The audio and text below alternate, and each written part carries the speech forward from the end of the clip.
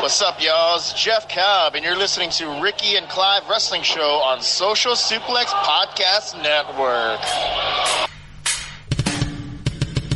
You're listening to the Ricky and Clive Wrestling Show. Listener discretion is advised at all times.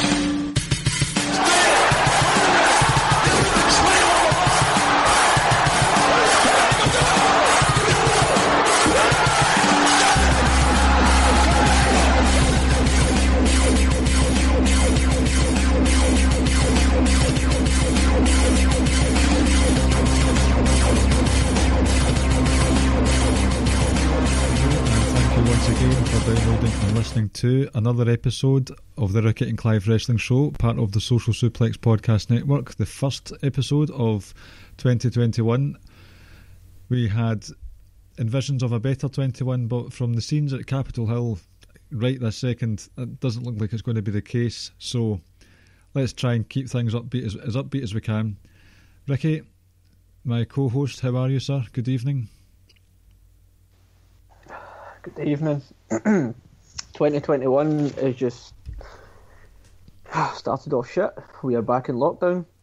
There's a current coup going over in America. Nothing's really changed. No, not really.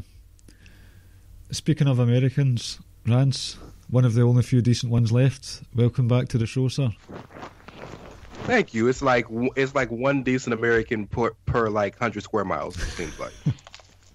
Or I'm sorry, square kilometers. No, we're miles here. We're imperial. We are the empire, of course. We're normal. You know, we drive on the right side of the road. Our degrees is in Celsius, not Fahrenheit. We say that we have the letter U in Europe. I don't understand that one. I don't get that because there's no U in Europe. We say aluminium. We say nuclear. Aluminium. That's hilarious. Funny story. I used to have a old teacher from high school, and he was straight from Nigeria, like straight from Nigeria. And the way he would say rhinoceros is the funniest shit I've ever heard in my life. I'm not rhinoceros. Hippopotamus. The hippopotamus. I swear to God, it's the funniest shit. He used to tell us these stories, you know. So shout out to Mr. Ak. He would be like, his name is Olakunmi Akinbola. Maybe I shouldn't have said that on the podcast, but shout out to my boy, Mr. Ak. He would be like, when I was a young Akinbola, I used to have my spear, and I would hunt the hippopotamus. Bro, we would be dead. So, yeah, shout out to Mr. Ak. By the way, it ain't been all bad. It seems like the country might be, you know, the country might have some hope for once. My country. I can speak for your country. What hope's that? Well, you know, I don't want to get too political, but the Congress has flipped, which is, if you know who was over Congress for a while, I'm really trying to get political, but it's a cause for celebration. We have an inauguration in approximately 14 days. Oh, yes. So, new president. Cobra Kai came out. WandaVision starts on the 15th. It's all right. Things ain't so bad. What's WandaVision? You know Scarlet Witch from the MCU? Scarlet Witch. Elizabeth Olsen. Wanda Maximoff. Was she going out with Vision? Yeah, well, Wanda and Vision were together. They've been together for a few movies. Yeah, in the comics, they were married. But they've been together for a few movies. But you know, in Infinity War, she had to kill Vision to destroy the stone, the Mind Stone in his head, and then Thanos just said fuck that, and he reversed time and then killed them both. It's hilarious. Well, that caused her to lose her shit when she came back from Endgame, and so WandaVision is their TV show where she's losing her mind, and they're caught in like this 70s TV show, and nobody knows what's going on, and it's gonna be fantastic. But I'm just happy to see some new fucking comic book shit. So it does actually sound quite good, I have to say. It is the most ambitious project Marvel has ever taken on, and that's not even close. That is like they've never taken on something this ambitious. So, as Rick over there is like just reveling in our conversation right now. Rick's a Marvel mark these days. Nope. So, the first thing I want to say to the listeners mostly is an apology of sorts, because the last time that you heard us, it was a pre-recorded episode of the bracketology thing that we did, December Madness, and shortly before that had happened, that was released. Brodie Lee had passed away, and I kind of wanted to update the show notes just to say, listen, this was recorded in advance. We didn't just totally ignore the fact that Brodie Lee had died, so apologies if it seems as if we're being unsympathetic or not caring, because we did care. It's just that we were queuing up some episodes for Christmas, so we've had a bit of time to process it. It's been a pretty sad occasion.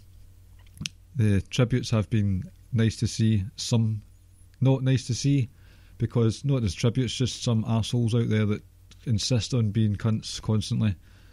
But it's good to see, first and foremost, that the AEW guys, Tony Khan and the likes, are looking after Brodie's family.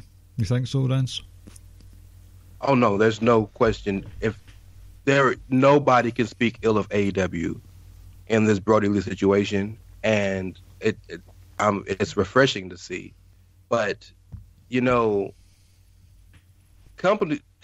wrestling companies are supposed to take care of their employees or their wrestlers, but like Tony's gone above and beyond, like above and beyond. He was sick for months and never said a word. Everybody knew. They never said anything. The second it happened, they went out of their way to take care of Amanda, Brodie Jr., Nolan. They've signed Brodie to a contract, which basically means that if he still wants to wrestle when he turns 18, he's immediately going to get paid. You know, I'm sure they've taken care of all of the funeral arrangements and all of that stuff. They they stopped storylines and gave him a full-on, one of the best tribute shows you'll ever see. They deserve everything behind the scenes. They deserve all of the credit for how they've handled this. Yep. Did you catch the tribute show, Ricky? Yeah. I think I don't really have anything to add in terms of the tribute show, in terms of how AEW handled it than Rance did there. It was perfect. Just the kind of way everyone came out, and you know, you can tell when someone's genuinely liked, or people are just kind of putting stuff out just because they feel like they should say it. But everything that everyone says about him, it felt genuine, heartfelt, and you could see a lot of people were hurting. And it seemed to be a really good guy. You know, 41 years old. You know, that's what, like 7 years or so older than us. Like, that's nothing. 3 of us with kids as well. You know, like, he's got young kids. It was pretty shocking thing to wake up to. And I think it just, not more than anything, sorry. So I think one of the things that kind of came to mind was he's not been on TV, what was it, like, since that Cody match, which, when was that, like October-ish? Mid-October, so he'd been off for a long time. And, you know, I think when we don't see someone on TV, we should maybe not jump to conclusion as much. Like, we just genuinely don't know what's happening. We might just not have a slot for him, but they might not be well, they might just be healing, or whatever it might be. And like I said, there wasn't even a whisper that he was unwell. You know, like, they done well to keep that under wraps, and that's massive respect to Tony Khan, Cody, and everyone else that was in the loop. It was pretty hard. It was kind of like, from a wrestling point of view, like, what a terrible way to end the year. Like, you know, the year just was 2020 was a horrible year. So many wrestling deaths, and that was just kind of like the final nail in the coffin. It's like, we just need this year to hurry up and get over and done with. He died, I believe it was the day after Christmas. Yeah, I can't remember. I just remember waking up on that WhatsApp group of ours and seeing it. So it's hard. Like, 99% of the stuff that's come out of it has been great. Like, just listening to people talk about the story and talk about him. But then there's that other 1% where it just reminds you that wrestling most, not all, but there's a section of wrestling fans that are just piece of shits. Mm-hmm. I don't even know the guy that wrote the article. Never heard of this guy. It was a Bruce Mitchell or whatever his name was. Oh, we're gonna go there. That's what we're gonna do. You want to go there? Oh, you do. No, but then you've also got Disco Inferno saying shit like. Oh, what did he say? We know Disco's an idiot. We know he's an idiot. Nobody pays him any mind. Bruce had some respect on the internet. For me, I think I understand in a sense what he says. If this was a NBA or an NFL player that passed away, like, those details would be given out, whatever, right? But we're not fucking, like, we're in no position to demand that kind of stuff. Like, just because someone's in the quote-unquote spotlight, if something happens to them, that's none of our business. This was a personal matter the family decided to keep close to their chest, and that's their prerogative. Like, respect it and move on from it. Like, just, I'm talking about, like, moving on in the sense that stop getting hung up and you want to know. Of course everyone would like to know what actually happened and building up to it and stuff, but it's not our business. Like, you know, that was shambolic, and to see some people defending it was also ridiculous. Can I jump in real quick, Brian? I want to say one quick thing, because I need to speak my truth, because I feel like some people might put me and some of the things I've said about Kylie Rae in the same breath, and I want to clear that up. And this is probably my own conscience speaking, and nobody probably gives a shit, but I feel it's important to say. I had massive problems with the way Kylie Rae's multiple departures at random times were reported. My issue was because anything else happened, they would go through your trash to tell your business. I mean, Meltzer thought he knew Roman's fucking diagnosis and medicine he was taking, and Roman hadn't said shit to nobody. So stuff like that, right? But Kylie Rae, everybody wanted all of a sudden give her all the respect that she honestly deserved. And so my question was always, what are we going to be? Are we going to give respect to everybody, or are we going to pick and choose who we give respect to?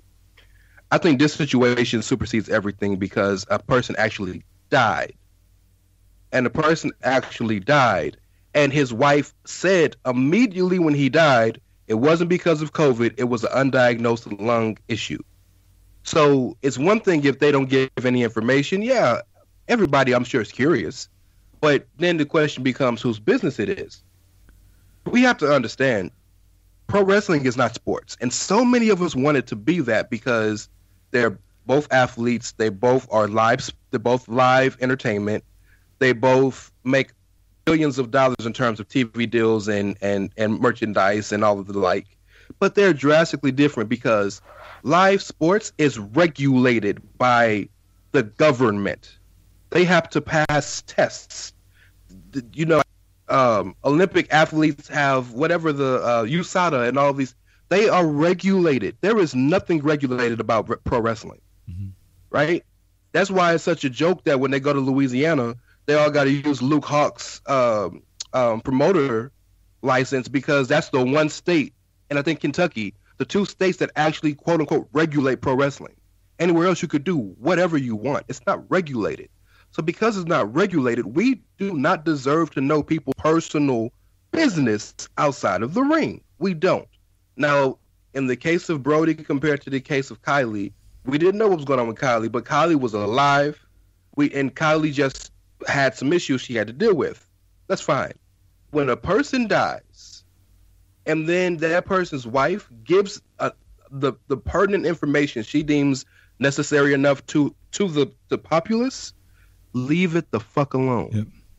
The fact that this woman has had to make two separate statements. The first one saying exactly what happened to him, and that she only felt compelled because Bruce made the article. The second one saying stop attacking WWE because we love WWE. Only issue we had was he didn't think he was used well. But everybody in both sides love each other and love him and the Huber family. The fact that this grieving ass woman felt compelled to have to do that because of some idiots who just can't shut the fuck up and let a family grieve. We can all, on the night of the tribute show, all of us were on the same page. We love Brodie. We miss Brodie.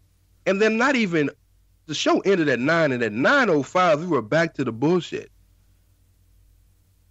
Like, let the man's legacy live. I don't understand why everybody got to feel the need to be fucking right all the time. That 1% list you're talking about, Ricky, Bruce Mitchell's on that. Darby Allin's on that. Yes. For his Now That's How You Do a Tribute tweet. Just fucking leave it alone. It's not about who does better. It's about remembering Brodie. And for that, I can't even find the swear words to describe Brian Alvarez. Oh, see that fucking tweet he put out? Brodie Lee, and then was it 977 NXT? You're like, you're up. And you know what? He knows what he's doing, because that piece of shit disabled the comments so you couldn't even comment on it. So he knows exactly what he's doing. But you fucking idiots that subscribes to it, you are just as bad as him because you are giving him that ammo and that ammunition and that platform. Yep. And to touch on the tribute thing, like, I thought what WWE done was fine, was good. Countless Brodie Lee references throughout the show. AEW do what they do, and what they done was flawless. Like, perfect, absolutely perfect. I mean, they even managed to get MJF some heat. I wasn't entirely sure how I felt about that at the time, but I was just like, well, you know, it's still wrestling, they kind of still have to move forward in a sense. Darby Allin's bullshit tweet, but then WWE a couple of days later put out like a 6-minute video of Brodie Lee. And it's like, they're damned if they do, damned if they don't. If they went out and done the bells and dedicated 3 hours purely to him, then everyone was like, well, stepping on AEW's toes. And I was like, no, they've paid it respectfully. Now AEW, who his current employer is, they'll do what they need to do, but then we'll issue some other content after they've done theirs, because we don't want to see them stepping on their toes. Like I say, it's just people want to constantly fucking divide, and it's like, stop, like, enough, like, what? But they've only dedicated 3 hours, or the whole show, to 3 people: Owen, Eddie, and Benoit. So, like, and the Benoit one that dedication lasted less than 24 hours because Vince came out the following night on SmackDown saying, no, fuck Benoit, basically. And this is something to think about. I didn't think about this, but Cam, who works for the same company that bitch-ass Bruce Mitchell got fired for, The Torch, at Seahawk, he mentioned something I didn't think about. He mentioned that maybe Vince is reticent to give some type of tribute to anybody right after they died until we know more, because you saw what happened with Benoit. The second they heard, they stopped everything and did this, and then a day later, in fact, not even a day later, midway through the tribute show, the troops came out. But more importantly, to show how much of a hypocritical society we are as wrestling fans. All the WWE fans, all the AEW fans, and all the people bitching about how WWE didn't give Brodie the 10-bell salute or stuff like that. Where were those people who gave it when Shad Gaspar got? He got the in memoriam. He got the in memoriam banner at the beginning of the shows. They did the same thing they did for Brodie. They did shit for him online, on social, on the YouTube, and on the channel, and then on the website of the network. But nobody gave a fuck about that. But this man just literally gave his life to save his son. Yep. And broken Matt Hardy with his drowning spot. Right, like 2 weeks later. Like, but no, it's not the same thing. It's not funny. Matt has the leg of reincarnation. You can't wait a damn week. Mm-hmm. See, since both your backs are up, would you like to discuss some of the questionable New Japan Wrestle Kingdom 15 booking? I mean, if Rick is down, because I have thoughts, but I can wait because I got Kiss on with us this weekend on the Edge. So we can touch on it briefly. Yeah, I've not seen it, so I've not got much to add. Like when I saw the results, that I was not going to get the rematch of probably my match of 2020, Jay White and Naito. I was like, yeah, I literally just couldn't care. Before we give Rance the floor, if you don't mind, I'll just rattle off a few of my thoughts. I would say the top 3 or 4 matches for me were definitely both Ibushi matches. Definitely Okada, Ospreay, and the Shingo and Jeff Cobb match was crazy good as well. I actually enjoyed also the 2 Hiromu matches as well.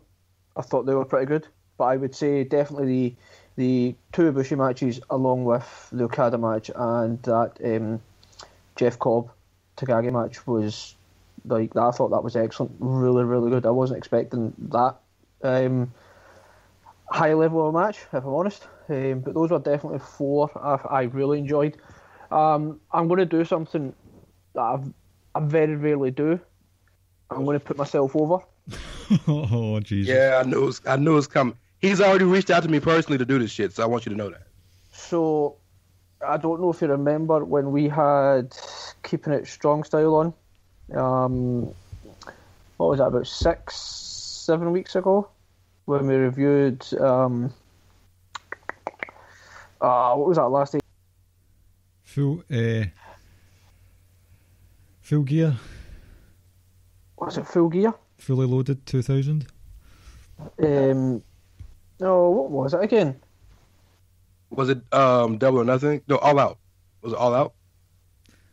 Yes, it was. It was All Out. All Out is in September.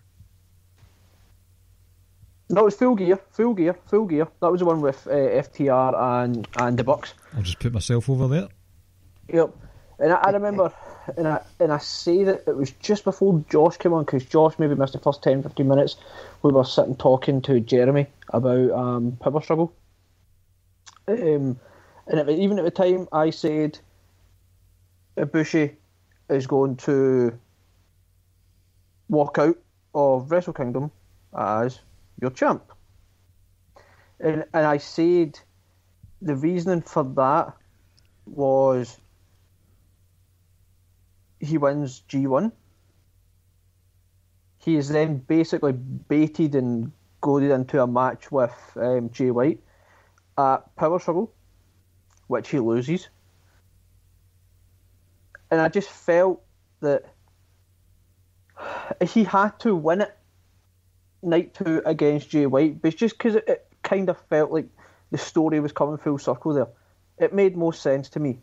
So I said that 7 weeks ago. Me and Rance, we were on the phone. When were we on the phone? Was it Saturday night, Sunday night? A couple of days ago, yeah, not too long ago. I think it was the night before, night 1. And I even says it. And I think, Rance, your exact quote was, the only people in the world that believe that is you, Kota Ibushi, and I think you said Kenny Omega. And Kenny, yeah. You, Kota, and Kenny. So I was in good company. So I'm just going to say, your boy called it 7 weeks ago. I really enjoyed both nights. I probably still need to go back and watch both nights properly because like Monday was the little one's birthday, so I'm kind of trying to watch it throughout the day, and then yesterday you're kind of trying to build all these toys and do all that nonsense and play with them, etc. So it was a struggle to really find the appropriate time. I really enjoyed Jay White and Ibushi. It went like 50 minutes though. Ospreay and Okada probably was my favourite match of the weekend. But yeah, overall I thoroughly enjoyed. Like I say, 4 of the matches I thought were excellent, and I think the next 2 were probably 2 Hiromu matches, which were also very good. I've not watched New Year's Dash yet, so I don't know what's happened there. Not a goddamn thing. That's what's happened. Did you stay up late for it, Rance? Because that sounded No, I refused to because I knew they was going to give me some bullshit. The impression I get, like, it's almost advertised like a big show because it's the first show after the biggest show of the year. Like the Jay White promo, like which was like 9 minutes long. Like, don't start that because I'll take over this goddamn show. Don't start. We'll leave that for you on Outsider's Edge, which you can listen to on the Chairshot radio. Well, I don't share the same beliefs as Rance. I don't think he's leaving New Japan. It's not belief; it's just an absolute demand. Yes. Like, yes. Get over here now. Not a, I think he's coming over. That's a get your ass over to New York. You ever played Mortal Kombat and Scorpion had the thing, get over here? That's what I'm saying to Jay White. Right, let's just play along here. Does he get the AJ Styles or does he get kind of like the Nakamura or everyone else kind of treatment? He gets the AJ Styles treatment because he's 26. Yes, he debuts on the. If only way he does it is if he says the only way I sign is if I go to NXT. Other than that, he gets AJ Styles. He debuts and is instantly a top star. They're gonna push him out the gate like Drew got pushed this year, because you don't find these people every day. Yes, a 26-year-old fan, one of the best wrestlers in the world, one of the best characters in the world, a guy who Japanese wrestling fans don't make noise. They don't boo you. They boo Jay White. I mean, like, they are ready to storm the ring when Jay White is out there. You don't find these people every day. WWE created 4 different NXTs. 4. To find the next Jay White. You got him.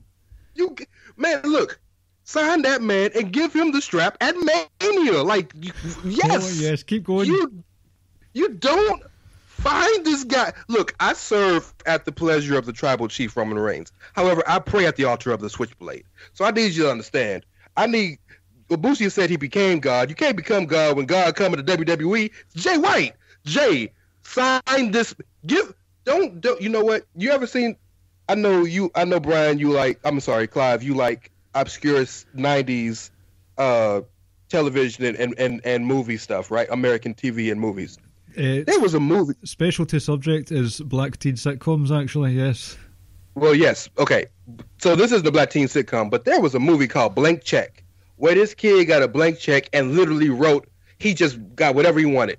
Vince just needs to give this man a check and sign that hoe. Whatever you want, Mr. White, you got. You want the Brock Lesnar deal? Here you go.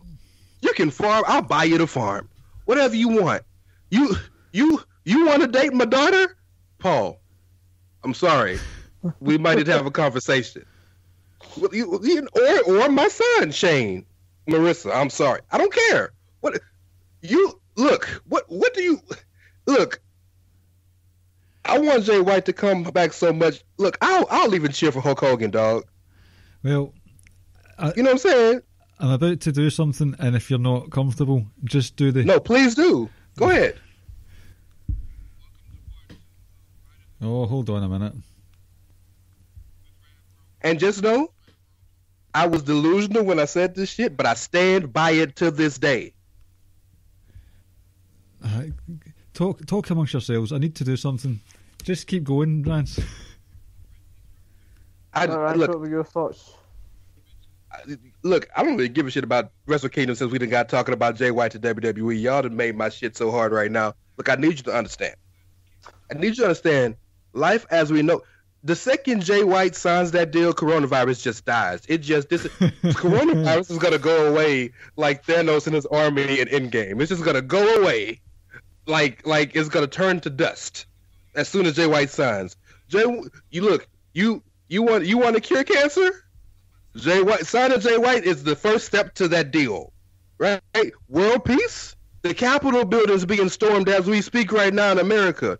All they need to know. Jay White signed with WWE. We're going home. I'm telling you, the world is a better place. Oh, we are the world. We are the children. when this doesn't happen. Yeah, I'm working myself into a shoot. I know it's gonna be bad, but I got hope because it's Rumble season, y'all. 3-2, number 30, 3, 2, 1, and then you hear the. Those of you who watch New Japan know what I'm talking about. That's Jay White's music. It's over. Obviously. There's something happening to my phone. I'm trying to play a certain WhatsApp voice message from yesterday. But Which one? I'll set off fireworks next to Cody's dog and blame him. I will pun kick the shit out of JR's Bell's Palsy's face if they try to sign Jay White. I'm fighting everybody. Everybody. Look, you think Nick Jackson him up like Bane did Batman and snap him across my knee if he tries to sign Jay White. Tony Khan, you over there wanking the stuff you wank? I'm taking pictures of it, getting you arrested first and foremost, and then I'm fighting you, okay? I'm Shahid, whatever your name is. I'm booting you in the face, and then while you're knocked out, I'm gonna shave that horrible mustache off because it's disgusting. And then I'm gonna fight you. Everybody, don't do it. Don't start me. I think the only redeeming features from the canned outfit is his mustache. That's a bit harsh.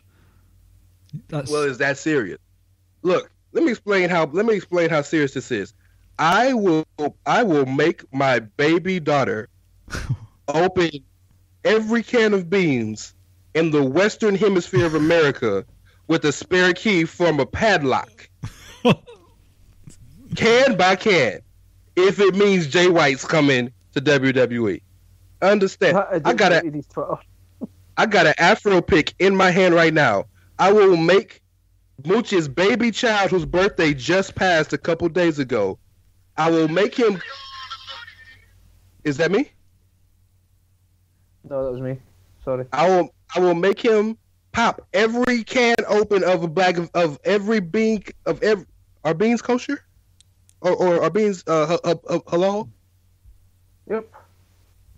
Okay, of every bean can in all of Europe, and he'll have to pop it up, just put holes in it until he can cut them in half and open it out, and then I'll make the other son put them back in the can.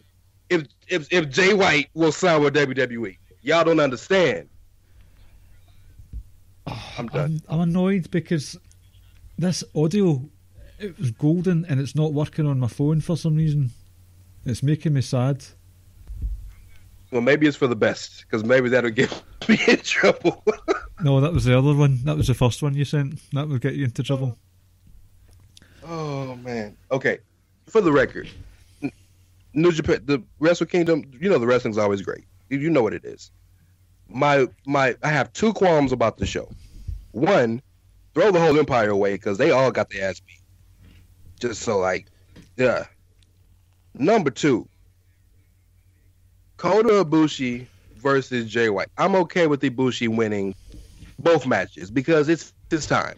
Ibushi's been dicked around by that company for so long because he wouldn't commit. He's finally committed, so it's time for them to commit to him. I'm cool with that. Ibushi versus Jay White is one of the greatest matches you'll ever see in your life. But you know why it drives me crazy?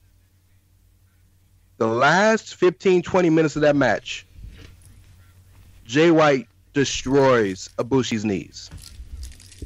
Now, mind you, Ibushi just had a 30-plus minute, death match damn near with Naito the night before. 48 minutes with Jay White. Jay puts him in that modified leg lock for minutes at a time. All the dragon screws, all the kicks to the knee, all the stuff in the world. Right? Mm-hmm. Ibushi is crying from the pain. You know what the last 5 minutes of the match is? Leapfrog. Nothing but knee offense from Ibushi. He doesn't limp once. this mofo got the nerve to pull his knee pad down to hit the final Kamigoye. The audacity. You're on fire just now. And we're getting Sanada versus Ibushi as well, potentially. Well, so you know I've told you guys that nobody gives less of a fuck in wrestling than Naito. Like he has I think he has perfected the art of not giving a shit. Well, you want to talk about two guys who don't have one thought between them? Ibushi versus Sanada is going to be the first match ever where both guys' minds are blank. They just it's gonna be. You ever seen that Spider-Man meme when they're looking at each other? Uh-huh. Imagine that, but it's two deer with headlights looking at them, and they're just staring at each other. That's Ibushi versus Sanada. I'm done. I cede my time back to the Ricky and Clive show. I really don't know how to follow that up. I mean, watch the shows that were good. They were good. Really good. Well, I started back at work this week, so not had much time. Thoroughly enjoyed them. I thought it was excellent. Hey Vince, you ever heard of this guy named Jay White? You should probably go sign him. Just in case you didn't know. Ricky, you have a bone to pick with Vince. Do I? I got a bone to pick with him too if he doesn't sign Jay White. I'm gonna shut up. I'm sorry. Do I? One is not, to coin a royal phrase, one is not amused with William Goldberg's title match. Oh, right. I'm just going to put this up here. Jeremy, I'm letting you know I'm going to do it in a public platform, forum type thing, right? Royal Rumble takes place in, what is it, the 31st? Not sure. So I think it is the 31st. So in about 3.5 weeks, Jeremy, I'm letting you know, if Goldberg wins, we're done. The podcast is done. We won't even have a goodbye episode. We are done. I won't because it's a possibility. Don't threaten that. I won't be recording, and I truly mean that. I'm fucking done. I would be done with it. I believe him. He lies a lot, but I believe him. I would come on and just and talk. If you wanted me to talk about retrospective stuff or little spin, but in terms of coming on every week to talk about current product and pay-per-views upcoming, I would just, that's it. Clean break, done with wrestling. I wouldn't bother watching it anymore. Fuck that. Fuck Goldberg, right? It used to be Brock, but I warmed to Brock. I like Brock. The thing with Goldberg, and I tweeted it, I have zero issue with quote-unquote legends or older guys coming back if they can still go. Orton's one of the older ones, and he's still putting on very good matches. Tanahashi's older, but he's putting on great matches, etc., etc. Jericho, like I say, his in-ring work isn't great, but it was only about 18 months ago this guy was still putting on really good matches. To me, I'm not one of these people, old guys or old-timers or part-timers, whatever, coming back. If you can still produce good matches, I'm all for it. Goldberg was incapable of even producing good matches in his quote-unquote prime. What makes you think he's going to produce good matches now? The only good thing about Goldberg was his entrance and his finishing move. You ended the fucking career of the greatest ever. Up for debate. What, they ended the career? Because the GOAT part isn't up for debate. No, you're right. He ended the career of Undertaker, so you're right. Fair enough.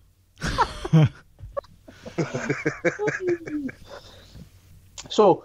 No, I mean, the end of the career part is up for debate, but Bret Hart. No, come on, y'all already got me heated with this Jay White shit. You really want me to go off on Bret Hart? Don't do it. Bret Hart's great. You'll never get the show back, Clive. I'm just warning you. So I'll just one thing about Bret Hart before we move back to Drew and Goldberg. Bret Hart is still, in my eyes, somehow criminally underrated.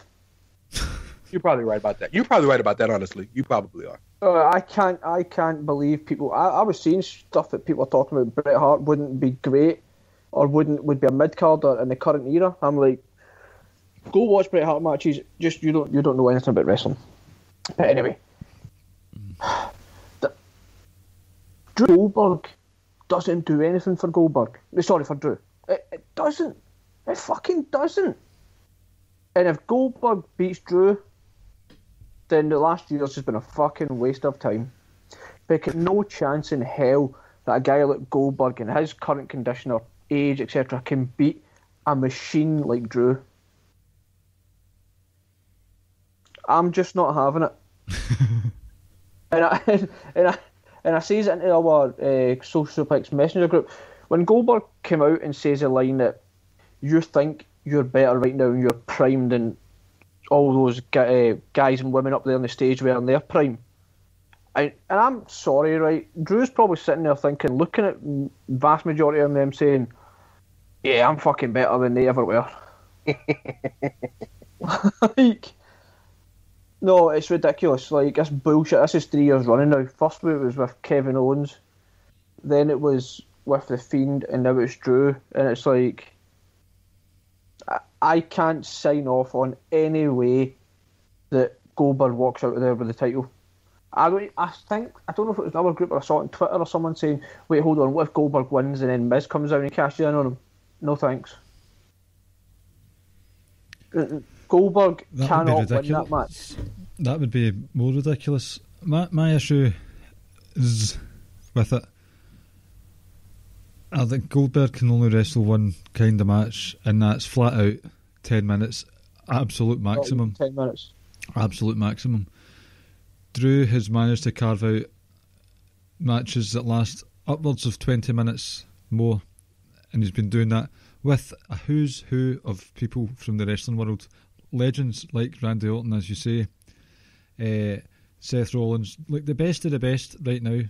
Roman Reigns as well, obviously came up short, but it was bloody close. That's for Goldberg to chop Drew McIntyre down so easily, which is probably is a possibility of happening. That is inherently improbable for me. Like that, it's not possible for that to go down, just for how beastly Drew has been booked. Also, I like to believe that the Royal Rumble has a fine history of world title matches. A lot of really good singles matches in general, but with their world title track record for quality, if you're looking for work rate and story and quality, it's very high at Royal Rumble. This will not be one of them. And the other issue is just fuck Goldberg, basically. I just want to add one correction, and I respect how you, excuse me, I respect how you feel, Rick, and I agree with everything you said except for one thing. While there's a very large vocal portion of the IWC that hates everything about Goldberg, his name and his cachet still carries gravitas. So if Drew beats Goldberg in a regular situation, it still matters. So yes, it will matter if he beats him. I agree there. I think I don't, because it might matter to kayfabe wise, but I think the reality is a lot of us can see that, like, you know, the gulf and talent etc. between these two is ridiculous. Like, okay, Miz has the briefcase. Talk about the gap in talent. Miz has the briefcase. But historically, the briefcase has always been used like in a, like, you know, in a shenanigans type way. Really, I can't remember. Like, hell, even Ambrose Moxley used it in a kind of sneaky in on Seth, and he was as right white meat babyface as you can get. But what I mean is, I understand where you're coming from in terms of non-kayfabe in real life. In real life, 55-year-old Goldberg don't got no business in the ring with Drew McIntyre. I'm with you. What I'm saying is, there's not many people in that locker room that can go with Drew McIntyre. But we never think about that because we don't hate the rest of the roster like we hate Goldberg. So this is strictly a personal thing and not a wrestling thing. I can name at least half a dozen people straight away that I can think of. I think the Rhodes who's like, wrestled. I would definitely be on board with Sheamus versus Drew as well at some point. You said a half a dozen people. Raw has 40 different contracted men wrestling for it right now. So I feel you. But I mean, like almost like legitimate type threats this very second. Humberto Carrillo. Like, oh, okay, like, you know, I can. It wouldn't totally surprise. Like, don't get me wrong, I was surprised that Randy beat him in the first place. Like, I didn't like that title change. So let me ask you one question, and then I'll step away. And I know you were trying to say something too, Clive. Forget about anybody else. Forget about anybody who Drew can face that will make him an underdog, or that will be a big enough win for him to elevate. Anybody on the current roster right now besides Roman? Across both brands, or are we just sticking to just Raw? I'll give you Raw and SmackDown. I'll give you both brands. Are we saying this very second, or are we allowed to build them up over the period of the month, building up to a pay-per-view? Oh, listen to the caveats here. You see where I'm going, Clive, right? You see where I'm going. Because I understand that Goldberg comes in with a reputation, right? But, like, if you look at someone, even if you look at, like, Jey Uso, like, I understand he was never really a proper threat to Roman in the sense that you ever felt he was going to win, but they built him up to a point where you're like, oh, I'm invested in this, like, I'm looking forward to this type kind of thing, like, and it would have shocked me, but at the same time you could have been like, maybe they might pull it. You're right, but I think you're missing the point. So let's use Jey Uso for a perfect example.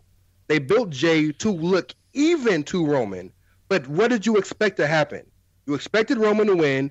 If Jey won, it would be a shock. What I'm saying is there anybody on this roster right now, not named Roman Reigns, that if Drew beat them, that it would elevate Drew, or that is above Drew in terms of reputation? Because ultimately, you got to remember this: all this shit fake. So it doesn't matter what you do It doesn't matter what you do in the ring. The reputation is what matters. Because that's what we live by. That's what we remember. Right, yeah, it's fake, right? But this is where I differ from the two of you. I don't think beating Goldberg achieves a single fucking thing for Drew. But that's personal. That has nothing to do with reputation. It's my personal. opinion on it, right? So if you're saying, if I can think of anyone right now on the roster across both brands that can say right this very second, beating him, you'd be like, yeah, that's not so much elevate Drew, but you'd be like, that's a big win. That's something to be like, well, I beat this guy. Daniel Bryan being one. Daniel Bryan is tagging with Otis, bruh. Be real. But it's Daniel Bryan. It doesn't. I don't care who it is. It's Daniel Bryan is tagging with Otis right now, dog. There's nobody on the roster. Drew is above everybody on the roster, but Roman Reigns. But the argument from the two of you is reputation. Daniel Bryan is, like, if not the greatest wrestler of his generation, like, certainly the top, like, 3 at worst. Top 6 according to the Ricky and Clive bracketology. You're right, and he got taken out by Jey Uso. Like, what are we talking about, dog? It's still Daniel Bryan, though. Like, I just don't see anywhere where anyone can be like, oh, not so much signing off on the match, because I think the vast majority of us are, like, rolling their eyes at of watching this match.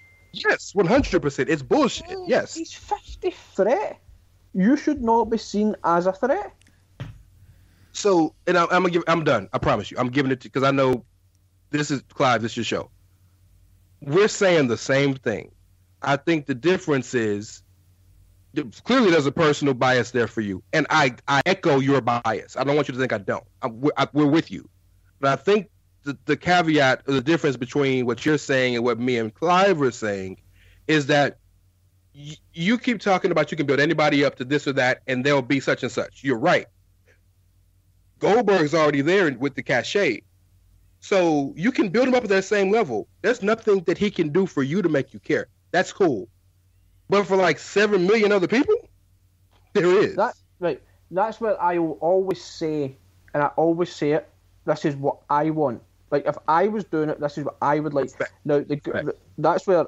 Now, I won't be like, you're doing it wrong because it's just wrong. You're doing it wrong because I don't like that, and I will always say I'm not a fan of that.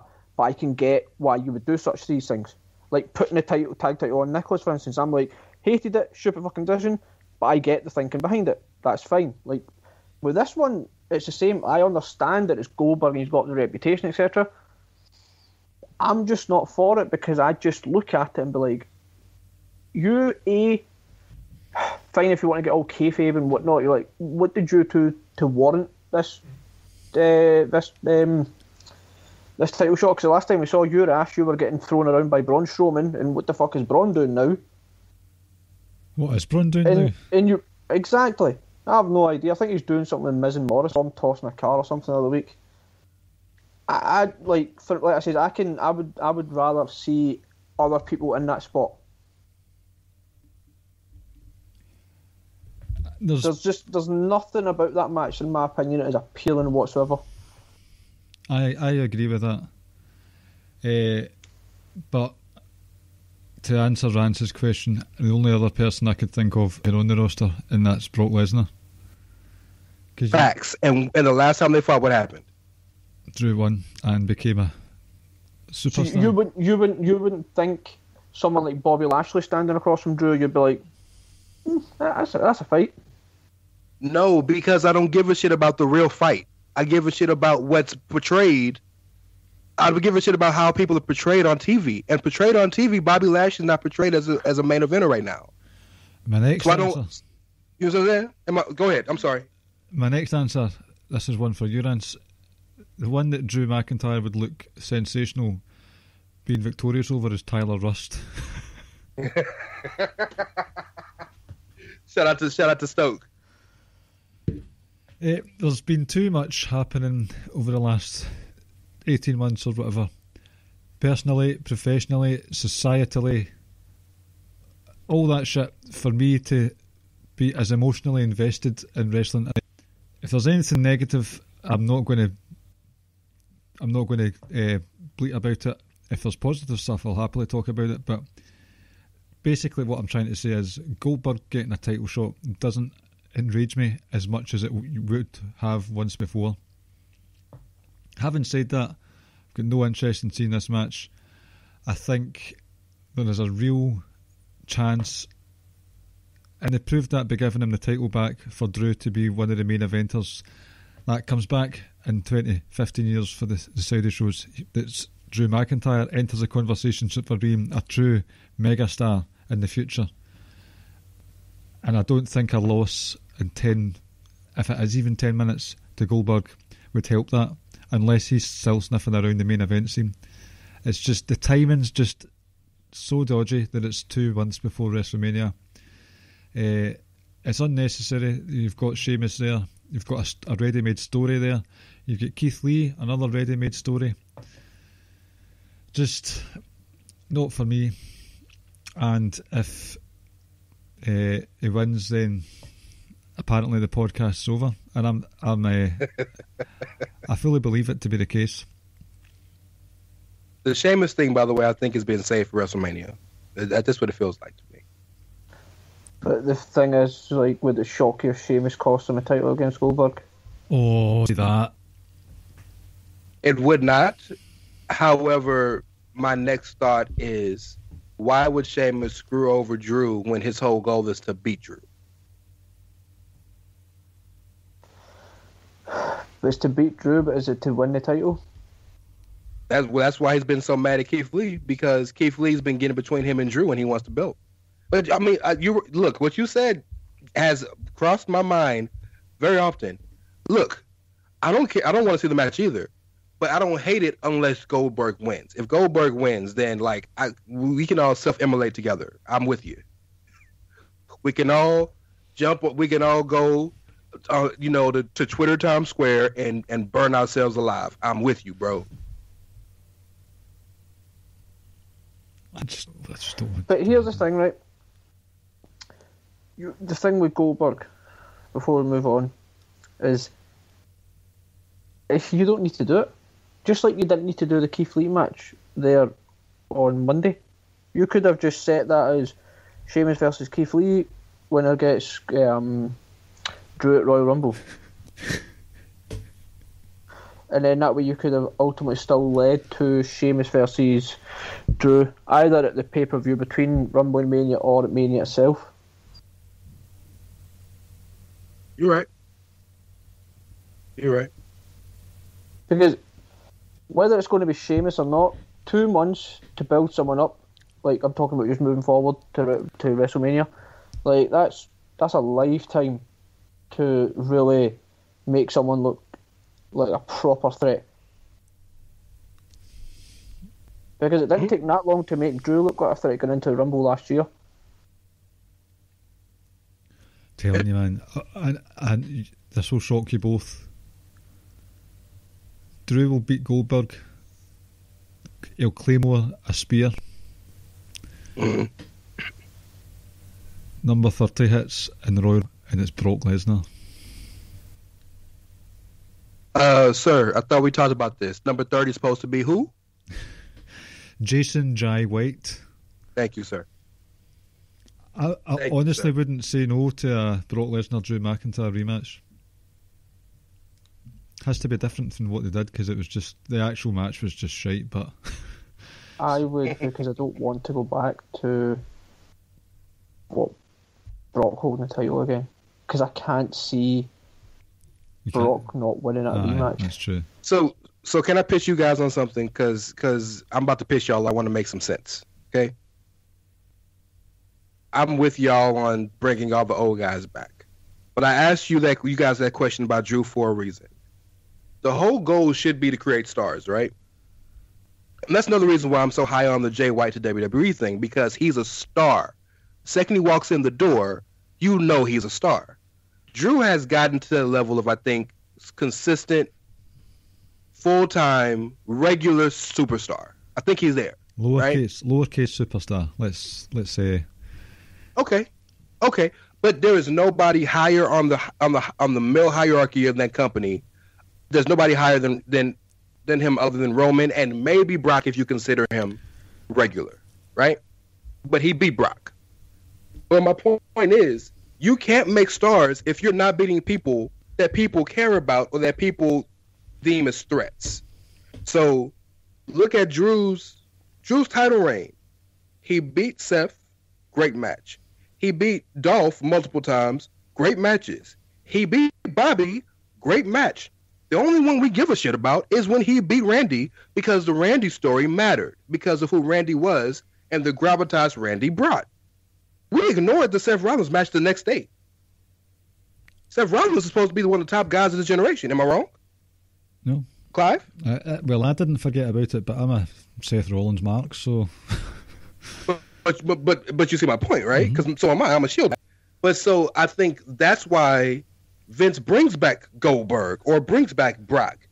Now the problem is Vince keeps giving them wins. Nah, bruh, that's not how you do things. So you build up Drew and let him beat these old ass dudes, get that gravitas under his belt. So that why. Let me. Can I flip it? Can I go off a tangent to make my point? On Legends Night, the whole big thing about the night was they mentioned Cardi B, right? I know, what was that all about? And well, Cardi B is one of the biggest stars in the world right now. Cardi went on Twitter because everybody kept tagging her and about it, and she was like, "What the fuck are you talking about?" And instantly, when she started talking about it, you know, everybody she brought up, old people. Well, I used to watch Melina and Trish Stratus and Booker T and The Rock. I'm too young for The Rock, but I used to watch all these other people. Ain't none of them motherfuckers live. The only person she talked about that wrestles now, only person is Sasha Banks. And she likes Sasha Banks because Sasha Banks, everybody knew who the fuck Sasha Banks is, right? She's one of the few people that's crossed over into the mainstream. This is what you're dealing with the fan base. So we're around so many people like us that beating Bobby Lashley right now means a lot to us. Ultimately, nobody gives a shit. So, but if you want this guy to go to Jimmy Fallon, if you want this guy to get a movie deal, if you want this guy to be able to walk on any talk show in America, and people like, I know who that is. You gotta beat people who are important, and you gotta have wins that matter with people who the populace can understand or can. Oh, I know who that is. They beat him. I guarantee you, nobody's gonna give a shit outside of IWC when they say Drew McIntyre beat Goldberg. The first thing they're gonna say is, "Oh shit, he beat Goldberg." Nobody's gonna say, "Man, Goldberg was 55."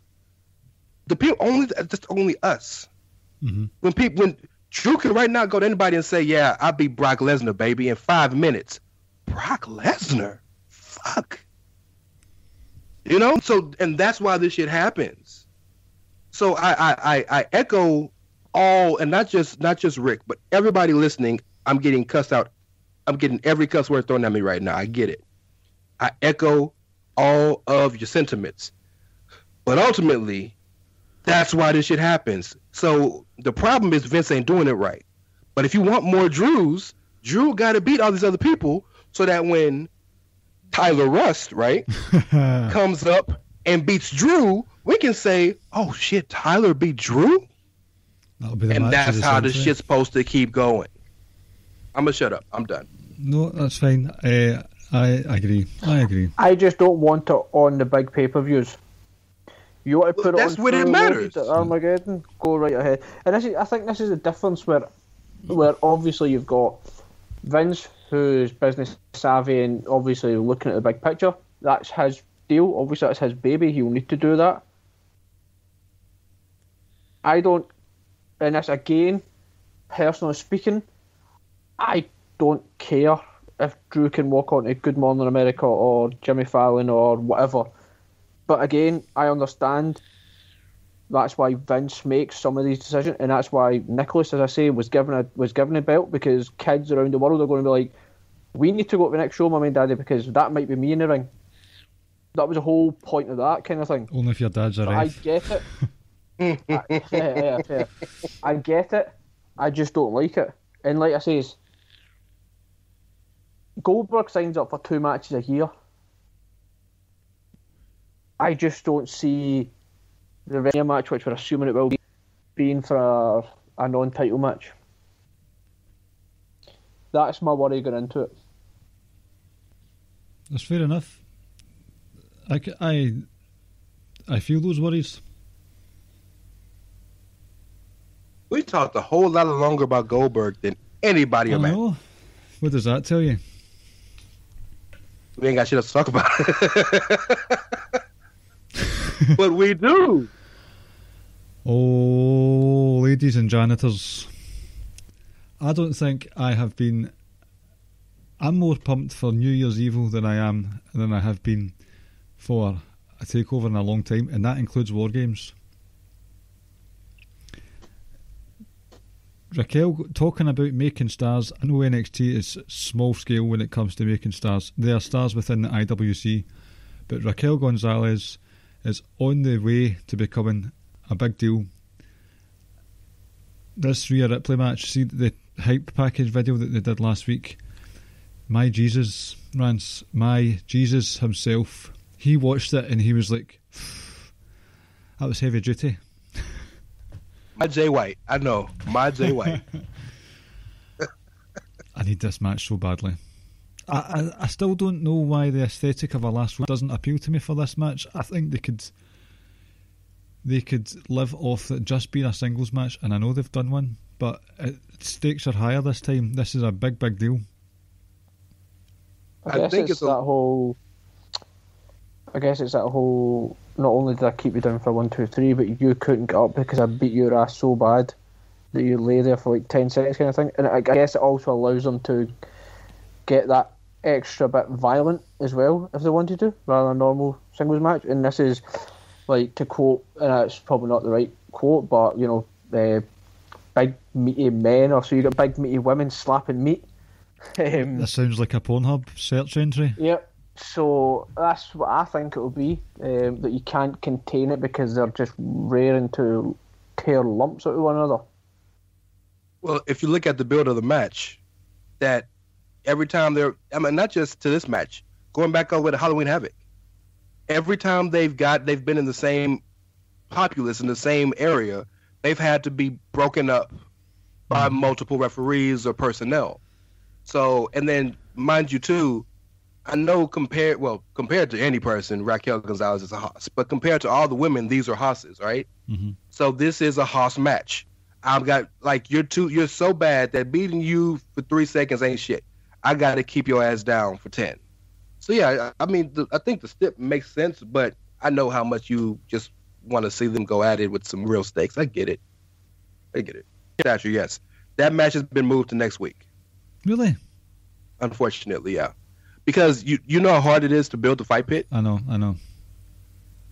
I can understand that, because I was thinking, where would that go? And I think it's Tommaso Ciampa that's brought out the interest in Tim Thatcher for me. So I'm kind of sad not to be seeing that match. I wasn't a fan of the first fight pit, but I think Tommaso Ciampa, I think the world of him. I think he could bring something different to it that I didn't get in the Matt Riddle match. If it's next and he's week, not a fighter. I know. That's important. If it's next week, then it does make sense, because where the hell are you going to place that? That's a main event stipulation. Or the opener. That's the only way you can put it. Open the show with it or end the show with it. So, yeah. I didn't know that. That's quite disappointing. But I think there's still the night still has enough luster behind it, because you've got the Kyle O'Reilly. I think something's happening in this Kyle O'Reilly Finn Balor match. Why? You know what's happening? What's that? We are getting Triple H, Randy Orton. We are getting damn right winning, and his ass is getting kicked out of Undisputed Era. I don't think Kyle wins. I think it costs him the win. Well, he gets kicked out. Irrespective of how he's kicked out. I think. Yep. Adam Cole versus Kyle O'Reilly. Yes, please. I will take that. Can I ask a serious question? Yes. No. It's, I'm genuinely starting to wonder about Adam Cole's health, because he seems to be getting smaller and smaller. I noticed. By the way, did you know that Darby Allin's going to be in a weigh-in tonight? Why would you tell me some shit like that? A fucking weigh-in against Brian Cage. Alright, that's how you know they on some bullshit. Is that advertised? Yes. You know what's fucked up? I'd actually watch that bullshit, because that's just the type of ridiculous nonsense that gets me interested. That's Crash Holly level. Well, remember when Crash Holly used to walk around with the scales talking about I'm a super heavyweight? Yeah, 400 pounds. Him and Hardcore were a combined weight of 800 pounds. But come on. The bumps him and Spike used to take, my lord. Why? And that's the reason why there's not a wrestler walking this earth that's wrestled in the 90s or later that does not unanimously love, respect, and give all of everything they can to those two gentlemen. Well, Crash is no longer with us, but like nobody was more respected in the locker rooms than those two people. Nobody. Remember Brock's debut? The power bombs he gave to Spike. Yep. Oh, they were horrible looking. Spike basically melted into the mat. Hard to watch. They were brutal.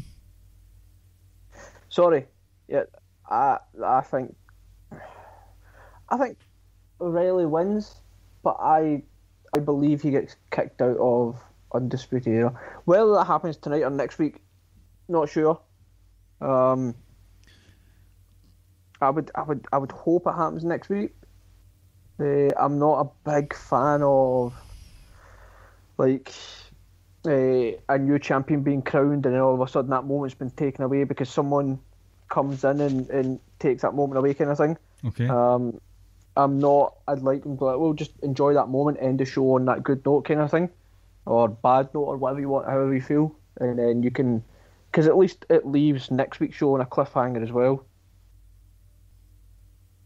So I'm about to tell you how this shit's gonna happen. All right, this is This is Ray Cash certified. If you're watching at home, we don't record the video. You'll see the little banner pop up, Ray Cash certified with me with the thumbs up.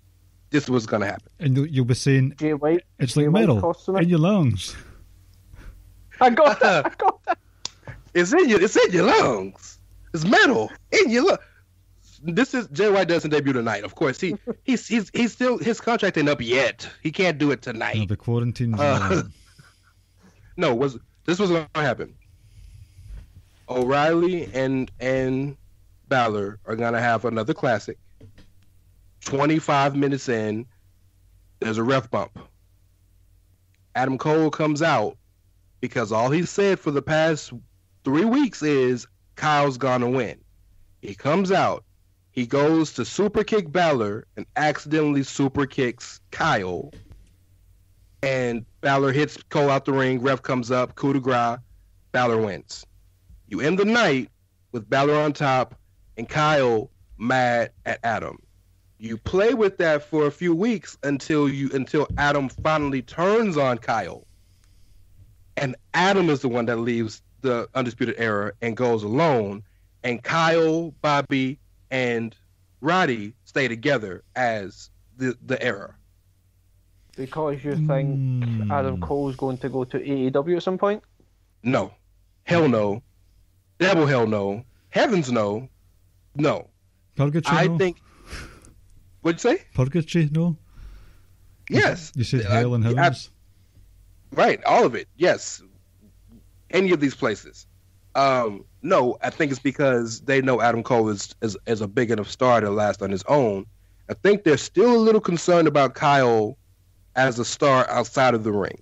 We know he's fantastic, but I think Kyle is better with the group with him. Adam Cole doesn't need a group. And I'm just thinking, take over Mania, wherever, take over Tampa, whatever it is. O'Reilly versus Cole. But Cole would be much better as a heel on his own than Balor. Then O'Reilly would be as a babyface on his own.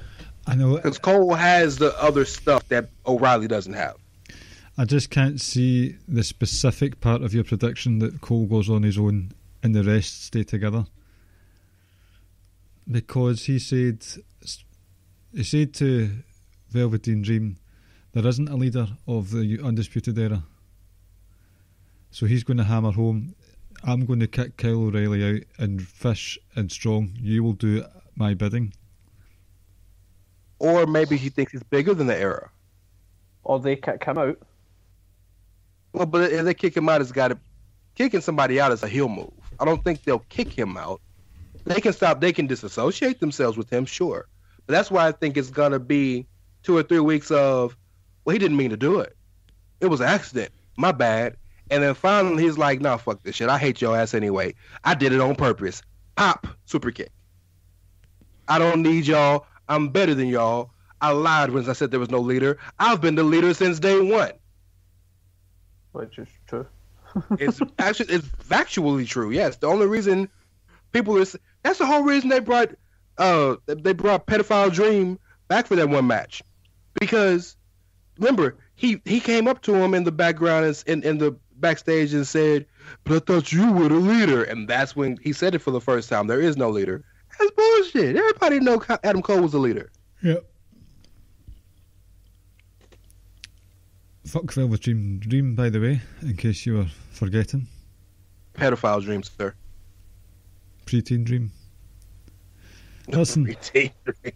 Jesus Christ. Rhea Ripley and Raquel Gonzalez, big deal. Kyle O'Reilly, Finn Balor, big deal. Escobar versus Grand Metalik. By the way, stop pushing the wrong lucha booty. Lindsay Dorado is your man, has been for a long time. Give that man his just desserts. No, give the man what he deserves, is what I meant to say. Metalik is fantastic, by the way. Lindsay Dorado's better. Let me put it this way. I watched, as you know, 205 Live religiously.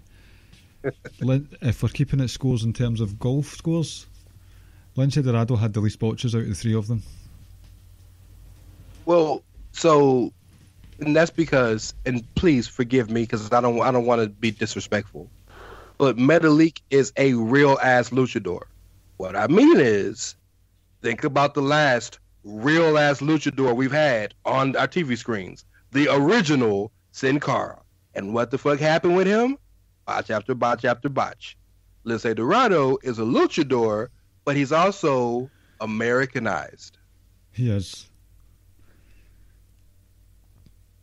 There was a point where I was going, these are all big things, but Xia Li is back. Oh. And the mysterious figure is Jay White. Dog, don't threaten me with a good time. Oh, we're in for a good time when she's back. So we can talk Xia, but you better not. You don't you sit here and ignore my match. Don't do it. You mean Damian Priest and Cross? Look, yo, you know, Damian Priest does something to my balls that just I'm uncomfortable with saying on air, and it's something that Manscaped could never do.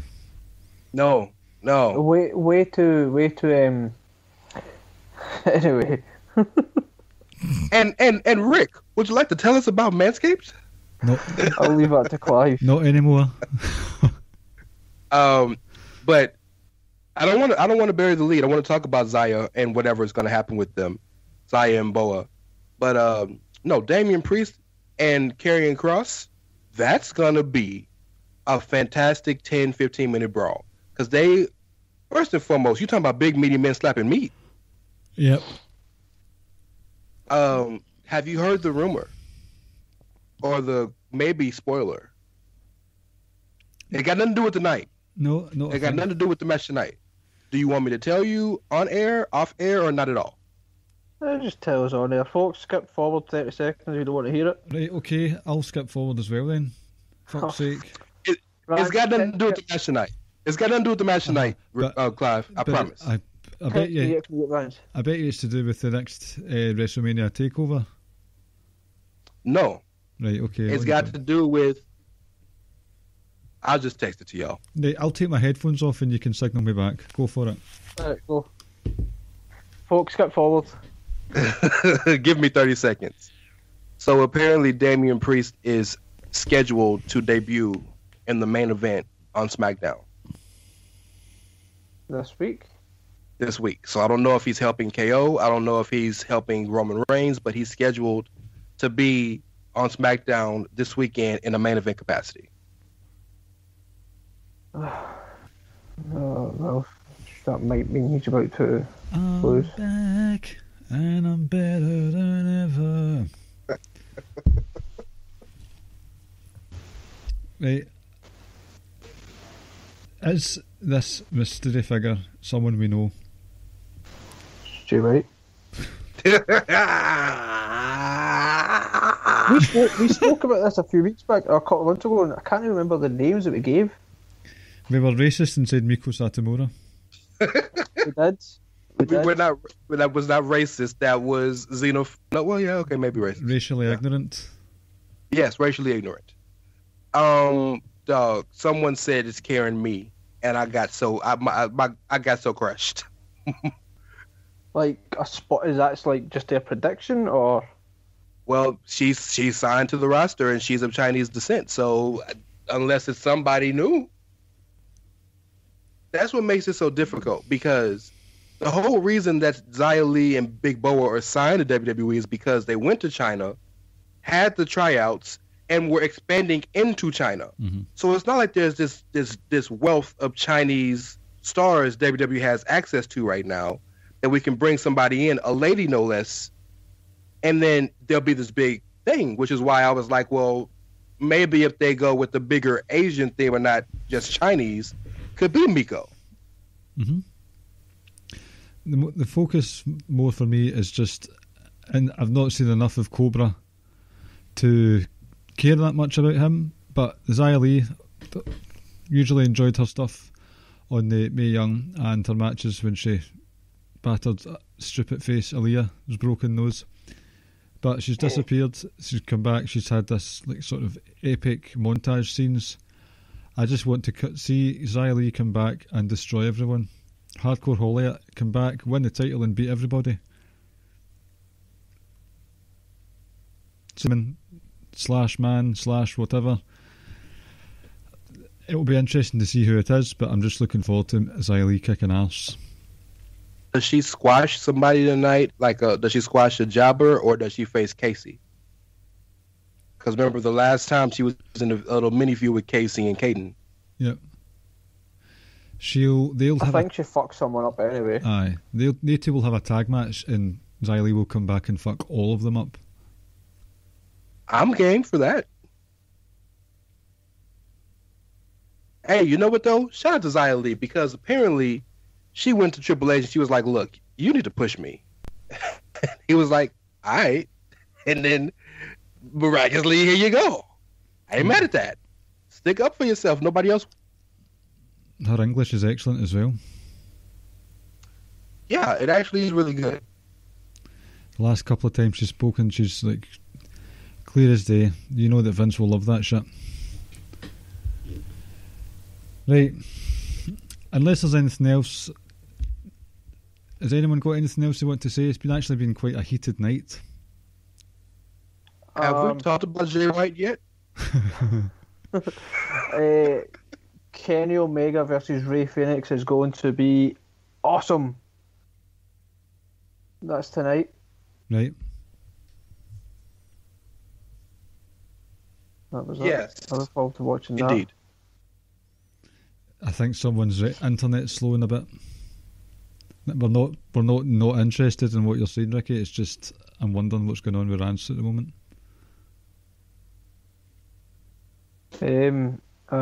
He's frozen. I think I just heard a small child cry in the background there. Because Rance is frozen. I think we have lost Rance momentarily. Right. What if we just ended the show and have...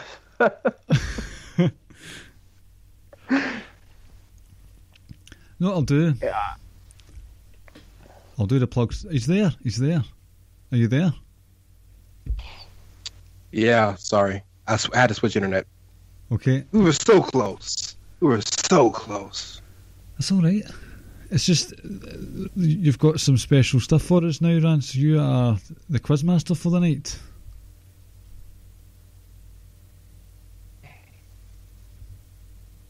Apparently. Okay, so can I get my rendition first?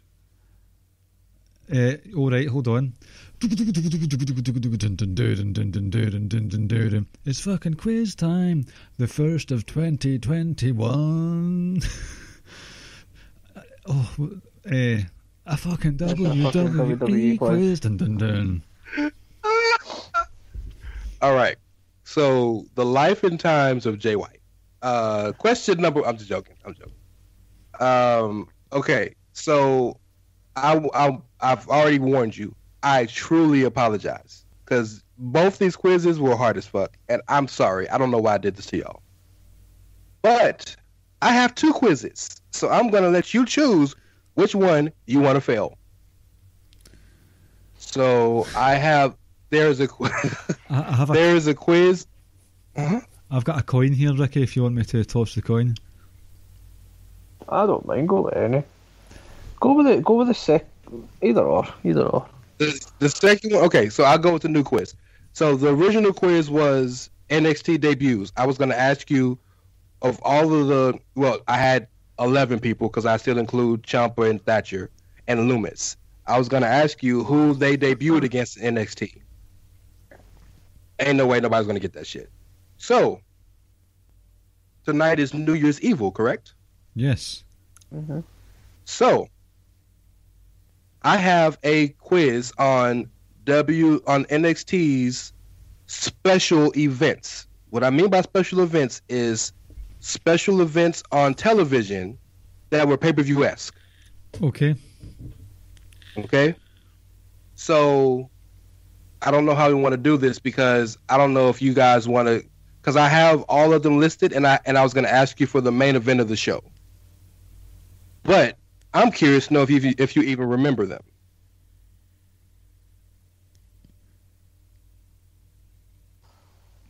So okay, all right. Well, let's start with this. So, and shout out to Wikipedia for this information, but I did reference it with actual information. So I didn't just go off Wikipedia. The last one it has listed is A Very Gargano Christmas, the Christmas episode of NXT on I believe the 23rd of December this past year. Okay. What was the main event of that show? It was a singles match. I can give you that much, and it was for no title, just a regular singles match. And if you want, I didn't even ask you. I'm terrible at this. What's your buzzer? I spit in the face of people who don't want to be cool. I'm going to change mine to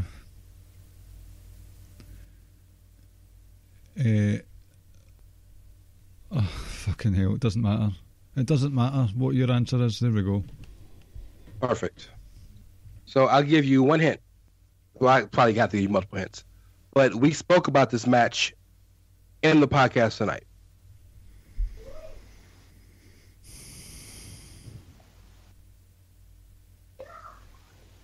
This is going to be bad, y'all. For you listening, I apologize. And this is probably my last time being allowed to be on the show. But it was like after today. 2 weeks ago. The hell was it? I spit in the face of people who don't want to be cool.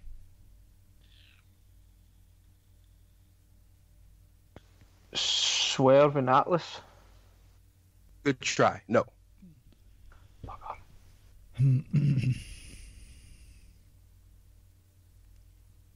Okay, I'll give you another hint. We joke about this man on a regular basis. It doesn't matter what your answer is. Clive. Tommaso Ciampa versus Tim Thatcher. It's a lie. It's false. It's incorrect. No. I'll give you one more hint. Okay. One of the two men in this match may play a factor in tonight's New Year's Evil.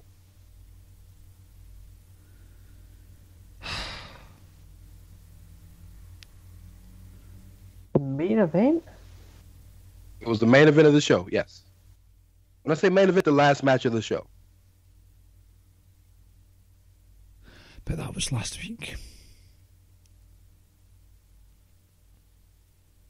How can I not remember what happened 2 weeks ago? All right, so pass. Just That'd be cool. for the sake of time, I'm gonna give you 5. Adam Cole versus a paedophile. Nope, that was last week.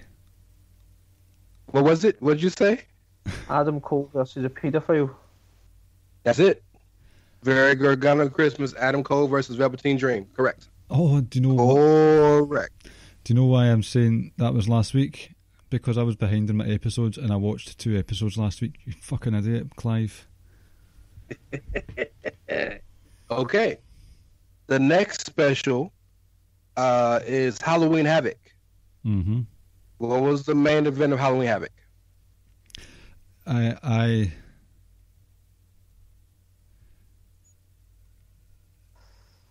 It doesn't matter what your answer is. Clive. Oh shit. Johnny Gargano and Damian Priest. No, sir. I spit in the face of people who don't want to be cool. Io Shirai and Right. Candice. What type of match was it? That's correct, but I'm just curious if you know what type of match I it know was. what kind of match it It was. was either just a tables or a TLC. I think it was Tables. a TLC. Actually, I've my glasses up my nose here. Actually, it was a tables, ladders, and scares match. Oh, jeez. Good man. Good man. Well that, done. Was that the last Well match done. of the night? Yeah, because remember, That was Indy Hartwell pushed her off the. Do you know? Shotzi pushed her off the thing, and she had pushed Candice off the ladder, and she broke through the ladder That was outside of the ring. That was a fucked up visual because there was like mannequin arms and they were all covered in blood. So see when Candice went through the ladder, it actually looked like there'd been a very serious accident because there was like severed limbs and blood. You're right. You're right. Okay, You guys remember NXT TakeOver 31? Before NXT TakeOver 31, there was the special takeoff to TakeOver 31. What was the main event? I'll give you guys a few seconds. I will give a hint if it takes a little bit. TakeOver 31 was cool. In fact, I'll give you a hint right now, because this will help you. Because it's a doozy. This match that main evented this show is the match that gave the number one contender to the NXT Championship. It gave the number one contender to the NXT Championship. That was not what I was going to say. It was a fatal 5. Sorry, it doesn't matter. I need a buzzer. Thank you. Doesn't matter what the answer is. Fatal 5-way. Kyle O'Reilly, obviously. Okay. Yes. Cameron Grimes. That's correct. To the moon. To the moon. Damian Priest. He was not in that match. Keep going though. I want to see if you can get the rest up. Velveteen Dream. The pedophile was not in this match. Kushida was in this match. You have 2 more people. Ciampa. I'll give you one. Ciampa was not in this match. You have one more guess before I let Rick get a chance.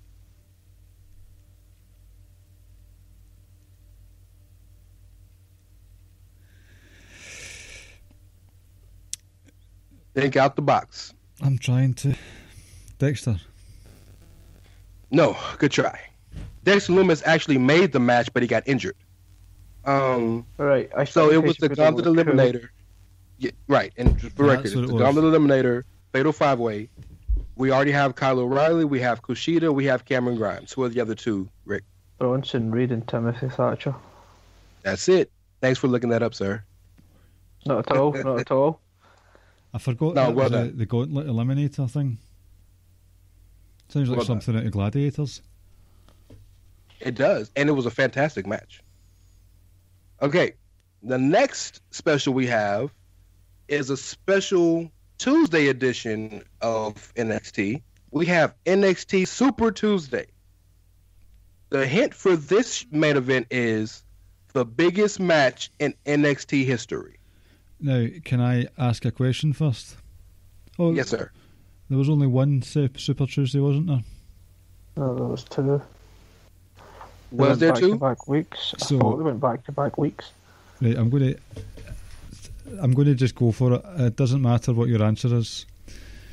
Johnny Gargano, Adam Cole, Tommaso Ciampa, Finn Balor, Fatal 4-Way, 60-minute Iron Man match. You're right. There was 2, and you're absolutely correct. And the next one was what? Cole and Balor.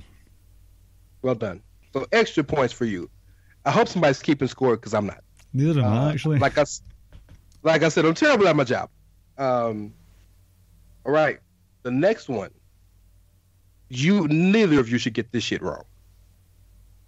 The Great American Bash. 2 nights.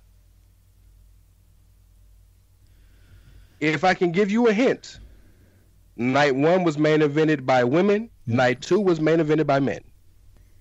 So which one are you wanting? Both? Give me both if you got one. If you got both, it doesn't matter. I'll take it. I spit in the face if we don't want the Cool. That Rick. was Cole and Keith Lee. What was special about that match, sir? For both matches, both titles, was it not? No. My man. That's not what was special about that match. What are you going to say because it was spoiled?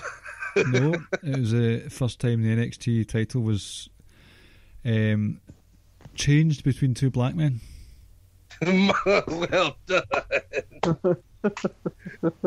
Well done. I know. I love it. If you and don't... the women was Io Shirai and Sasha. Oh, for fuck's sake. Was it Sasha? Yeah, it was Sasha. Yeah, it was Sasha. Well done, sir.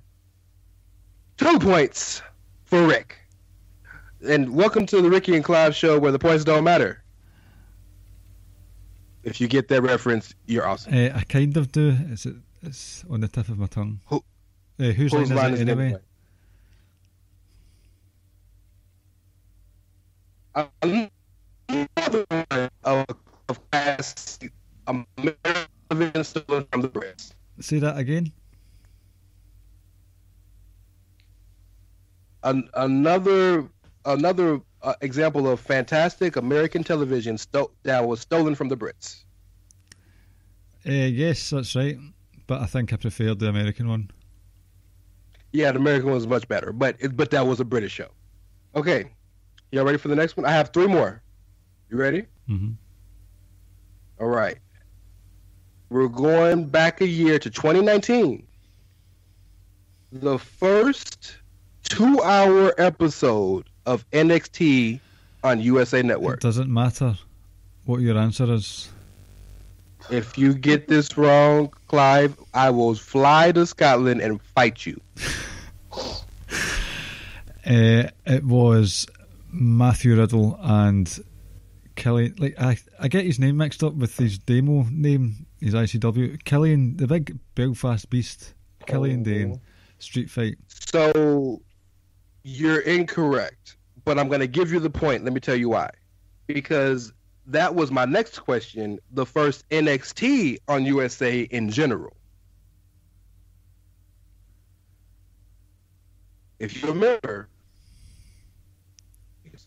Christ, internet. Was that the first night it was against Ladub? No, I think what Rance is getting at, it might have been on one of the networks, like previously. So, I'm sorry, I lost you guys. Killian Dane and Riddle was on the very first episode of NXT on USA, but if you remember, it was 1 hour on the network, 1 hour on TV. Yep. Oh, for God's sake, Rance! What? I'm talking about the first 2-hour episode. You get a point, because that was my next question. Right. Okay. They done that for the first 2 weeks, didn't they? First couple of weeks, yes, because they had a show was finishing on USA. Whatever show, I can't remember what show it was. Suits was finishing. Shout out to Meghan Markle. USA. Meghan Markle and Harry are in the podcast game. We should definitely get them on as a guest, by the way. We should. Tell them we're from Dumbarton. Right, they owe you because they're the king and queen of Dumbartonshire. Pete Dunbartonshire. It's just too confusing.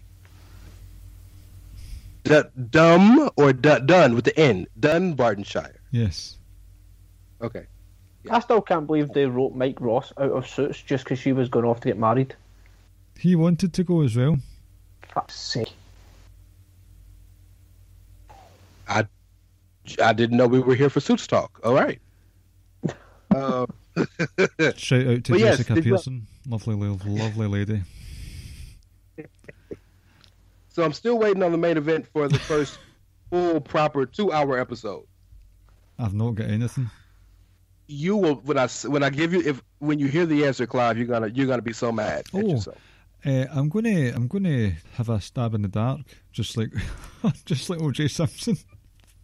Oh my god! Oh my god! It doesn't matter what your answer is, and I'm going to go with Walter versus Kushida. No, good try. Right, okay.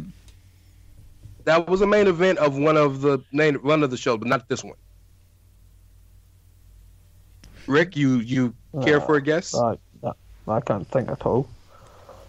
The Undisputed Era defended their championships against... Oh, I'm sorry. It was Street Profits versus the Undisputed Era for the tag championships. If you remember, yes, the Era won. Adam Cole came out to clap, and what happened afterwards? Tommy Ciampa. I'm so disappointed. Was that the night Josiah Williams brought out Street Profits? No, that wasn't Josiah, bro. Get your black people straight. That was Wale. Get your black people straight.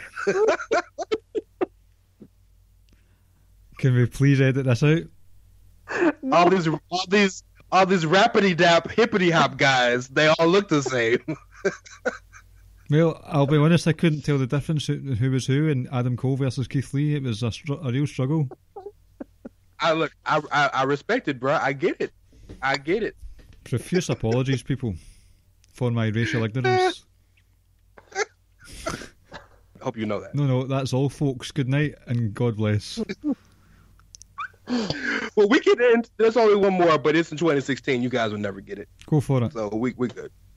Go for it. NXT had a special in Japan where they taped in Japan in December of 2016, and the main event was for the NXT Championship.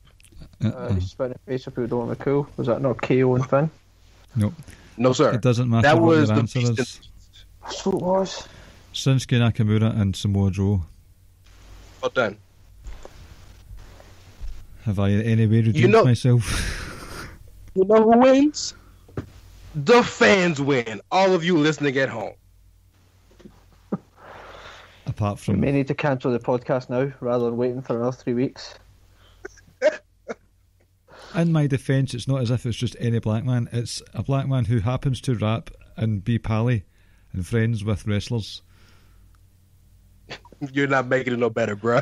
You're really not. This has been the last episode of the Ricky and Clive Wrestling Show, part of the Social Suplex Podcast Network, where you can find other shows such as One Nation Radio, even its strong style, Grown Men Watch This Shit, 8-Bit Suplex Wrestling Podcast, Grave Consequences, and All Things Elite, and Great Match Generator.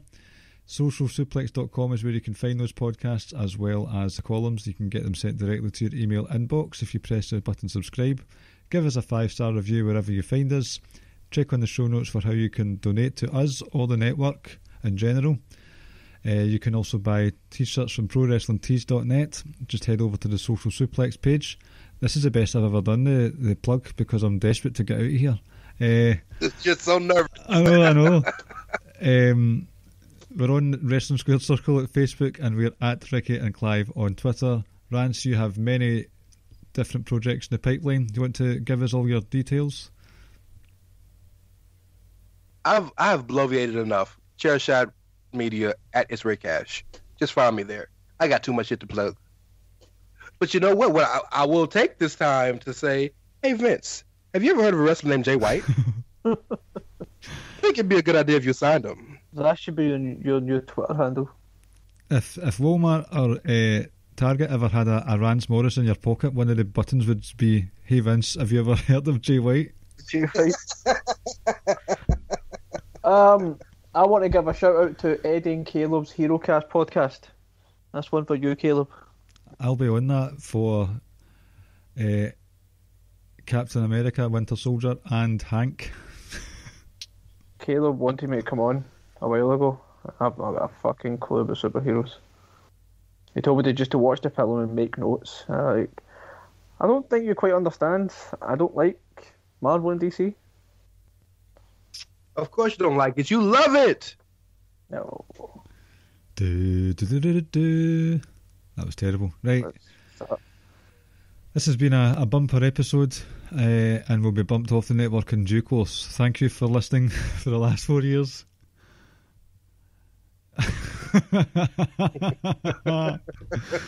If you're wondering what I'm laughing at, check out at It's Ray Cash. Is that right? Yes. Yep. REY as in Mysterio, CASH as in dollars. As in dollars that Vince should give to Jay White. On that note, thank you for listening, and we'll speak to you next week. Take care, folks. Thank you for listening to the Ricky and Clive Wrestling Podcast. We'll see you next time.